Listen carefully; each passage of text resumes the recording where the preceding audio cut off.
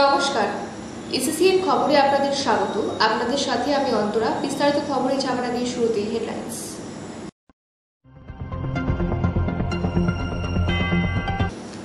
বিদায়ী স্বরাষ্ট্র প্রতিমন্ত্রী নিশীথ প্রামাণিকের বাড়ি সংলগ্ন পঞ্চায়েত অফিসে তালা ঝুলিয়ে দিল সাধারণ মানুষ।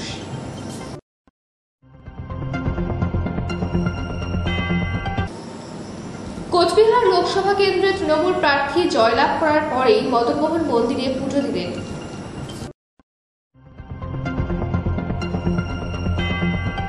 লোকসভা নির্বাচনের ফলাফলের পরেই কংগ্রেস কার্যালয়ে বিক্ষোভ ও পুষ্পতুল দাহ। আজ বিস্তারিত খবরে। বিদায়ী স্বরাষ্ট্র প্রতিমন্ত্রী নিশীথ প্রামাণিকের বাড়ি সংলগ্ন পঞ্চায়েত অফিসে তালা ঝুলিয়ে দিল সাধারণ মানুষ। কোচবিহারের লোকসভা নির্বাচনের ফলাফল ঘোষণা হওয়ার 24 ঘন্টা হতে না হতেই বিদায়ী স্বরাষ্ট্র প্রতিমন্ত্রী নিশীথ প্রামাণিকের বাড়ি সংলগ্ন ভেটাগুড়ি 1 ও 2 নং গ্রাম পঞ্চায়েতের অফিসে তালা ঝুলিয়ে দিল সাধারণ মানুষ। স্থানীয়দের অভিযোগ, গ্রাম পঞ্চায়েতের দপ্তরে পঞ্চায়েত প্রধান থেকে শুরু করে কর্মীরা নির্দিষ্ট সময় পেরিয়ে গেলেও আসেন না। এমনকি যে কোনো পরিষেবা সংক্রান্ত কাজে এলেও মেলে না সঠিক সুরাহা। এ ব্যাপারে দীর্ঘদিন সংশ্লিষ্ট গ্রাম পঞ্চায়েতগুলির প্রধানকে জানিয়েও কোনো লাভ না হওয়ায় শেষমেশ তালা ঝুলিয়ে দিল এলাকাবাসী। অপরদিকে গ্রামবাসীদের সাথে একমত হয়ে ভেটাগুড়ি 1 নং গ্রাম পঞ্চায়েতের তৃণমূল কংগ্রেসের দলীয় প্রতীকে জেতা এক পঞ্চায়েত সদস্য জানান, ভেটাগুড়ি 1 ও 2 নং গ্রাম পঞ্চায়েত বিজেপি সংখ্যাগরিষ্ঠতা লাভ করায় তৃণমূল কংগ্রেসের যে পঞ্চায়েত রয়েছে তাদেরকে গ্রাম পঞ্চায়েতে আসতে দেওয়া হয় না, এমনকি আসলেও নানা রকম হুমকি প্রদর্শন করা হয়। ইলেকশনে এবার জিতেছি, বিরোধী শিবিরে আমরা দুজন আছি, তার মধ্যে তো একজন চলে গেছে বিজেপিতে, ওরা দাপট দেখে নিয়ে নিছে। আমি কিন্তু আগের জায়গায় অনর আছি, সেই সূত্রে আমাকে বিজেপিরা আমাকে এখানে আসতে দিত না।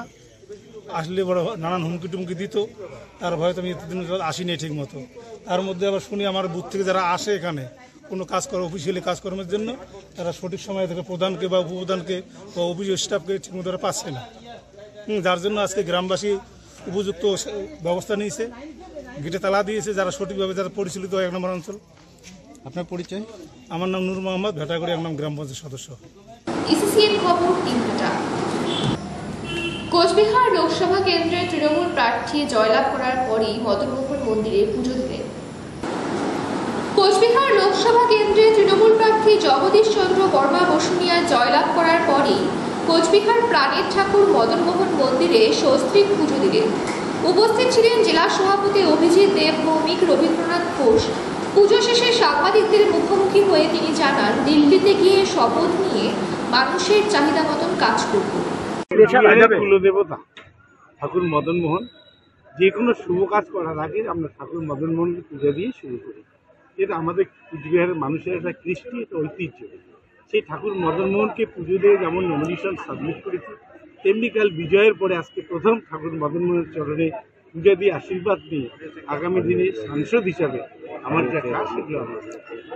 পরবর্তী কি পদক্ষেপ আপনার? পরবর্তী পদক্ষেপ, প্রথমে আমাকে আমার বিধানসভা সদস্য পদ থেকে আমাকে পদত্যাগ করতে হবে। আমি কলকাতা যাবো ইতিমধ্যে, সেখানে পদত্যাগ করে কবে আমাদের সাংসদদের শপথ অনুষ্ঠান হবে সেই অনুষ্ঠানের আগে দিল্লি গিয়ে শপথ নিয়ে এসে বাকি কাজ শপথ নেওয়ার পরে। দাদা, আজকে কি কর্মসূচি রয়েছে? আজকে এরপরে আমরা পার্টি অফিসে গিয়ে বলবো, সেখানে কর্মীদের সঙ্গে আলোচনা হবে। সাংসদ হিসাবে প্রথম কাজ কুচবিহারে, সেটা আপনার কি হবে? আমি তো প্রথমেই বলেছি, সাংসদ হিসাবে আমি আগে শপথ নিয়ে আসার পর কুচবিহারের মানুষের সঙ্গে, কুচবিহারের পার্টির লোকেদের সঙ্গে বলবো তাদের প্রায়োরিটি কি, আমি আলোচনা করে মানুষের মতামত নিয়ে কাজ করতে চাই। এসএসসিএন খবর 3 ঘন্টা।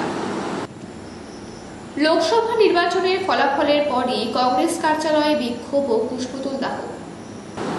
লোকসভা নির্বাচনের ফলাফলের পরেই কংগ্রেস কার্যালয়ে বিক্ষোভ ও পুষ্পতুল দাহ। কংগ্রেস প্রার্থী পিয়ারাই চৌধুরী লোকসভা নির্বাচনে বাজেভাবে হারের পরেই কংগ্রেস কর্মী সমর্থকরা বিক্ষোভ দেখান জেলা কার্যালয়ে। কংগ্রেস কর্মীদের দাবি, সারা শহর জুড়ে তাদের প্রচুর কর্মী সমর্থক রয়েছে, আমরা অন্তত 1 লাখ ভোট পেতাম। কংগ্রেস প্রার্থী পিয়ারাই চৌধুরী ও তার স্বামী বিশ্বজিৎ রায় কংগ্রেস কর্মীদের অন্ধকারে রেখে এবারে নির্বাচন করেছে। এরই প্রতিবাদে আজ কোচবিহার জেলা কংগ্রেস কার্যালয়ে বিক্ষোভ সহ পিয়ারাই চৌধুরী ও বিশ্বজিৎ রায়ের পুষ্পতুল দাহ করা হয়। এত বড় একটা ইলেকশন গেল, ঠিক আছে লোকসভা ইলেকশন পিয়ারাই চৌধুরী এবং দালাল বিশু যে আমাদের কংগ্রেস এই যে জেলা কংগ্রেসের যে দেখতেছেন কুচবিহার জেলা কংগ্রেস রাজীব ভবনে আমরা দাঁড়িয়ে তাদের কুশপুত্তলিকা আমরা পুরালাম কেন কিসের জন্য এইটাই তো প্রশ্ন। কারণ তারা আমাদেরকে অন্ধকারে রেখে প্রকৃত যারা কংগ্রেস কর্মী গ্রামে গঞ্জে এসেছে তারা কষ্ট করে এসে পার্টিটা করে তাদেরকে অজান্তে আমাদের অজান্তে তারা এই এত বড় ইলেকশনটা পরিচালনা করেছে।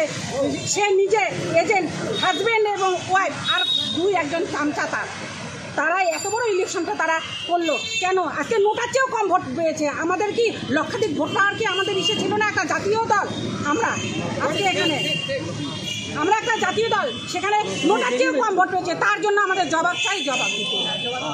কি নাম আপনার? কি করলেন আজকে কি করলেন? তাদের কুশপুত্তলিকা দাহ করালাম আমরা। এর আগেও তো এরকম কারণ আমরা চাই না এ ধরনের লিডার, এ ধরনের দালাল রাজনীতি করতে। এখন থেকে এই জেলা পার্টি অফিসে যে কোনো কর্মী এই ধরনের ব্যবহার করবে তাকেই আমরা আমার নাম মিঠু বর্মন।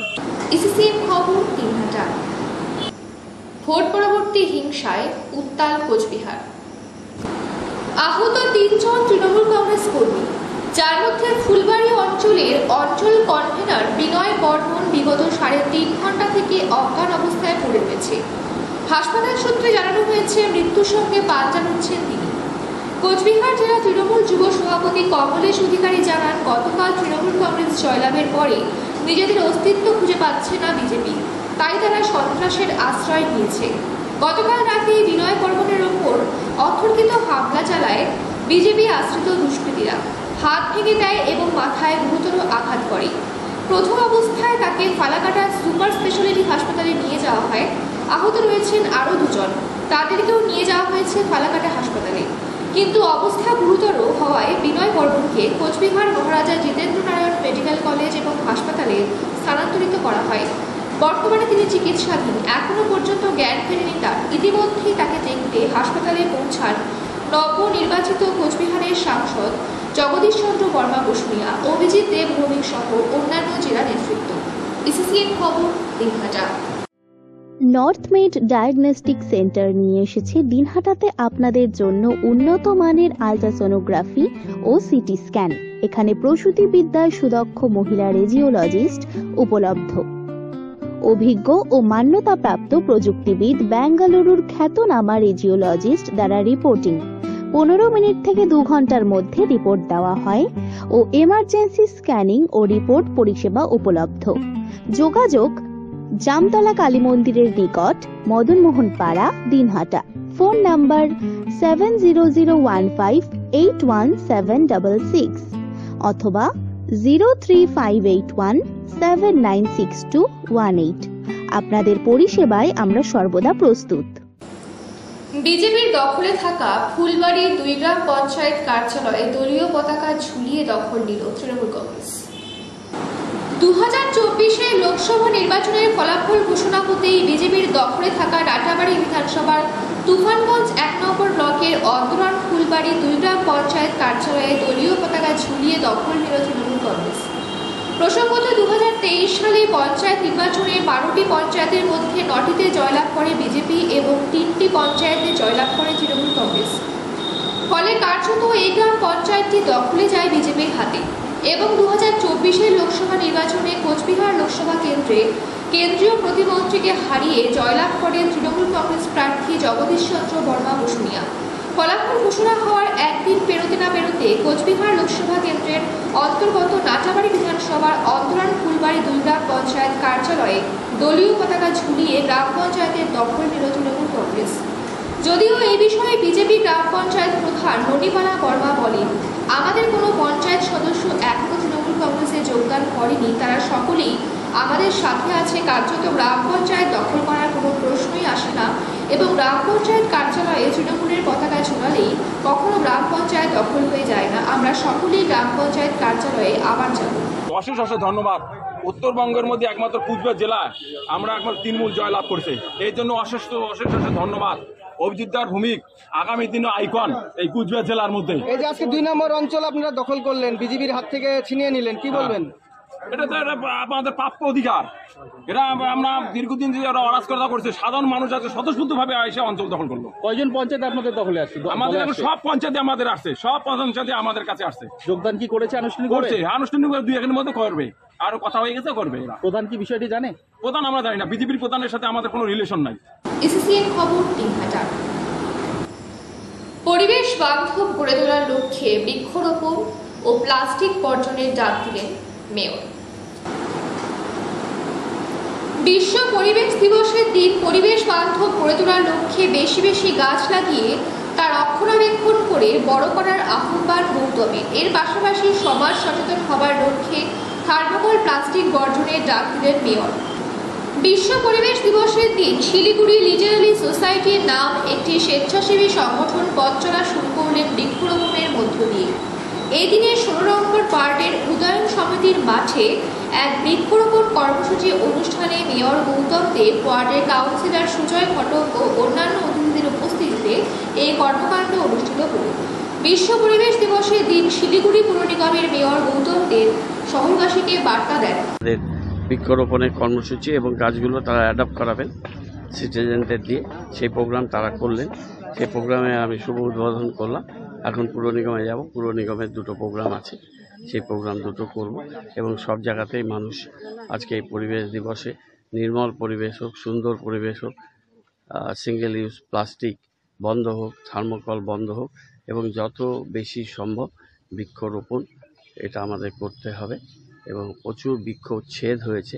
আমরা শিলিগুড়ি থেকে কর্পোরেশন থেকে একটা প্রোগ্রাম নিয়েছি যে গাছগুলোকে একসময় কেটে ফেলা হতো বিভিন্ন প্রয়োজনে, সেই গাছগুলোকে আমরা পুনঃস্থাপিত করে গাছগুলোকে বাঁচার পরিকল্পনা নিচ্ছি। ইতিমধ্যেই আমরা অনেকটা সফলতা পেয়েছি, কিন্তু অনেকটা লম্বা পথ আমাদের। এসিসিএন খবর দিনহাটা। এসিসিএন খবর এখনকার মতন এ পর্যন্তই। আপনারা দেখতে থাকুন এসিসিএন খবর, সবার মাঝে সবার সাথে।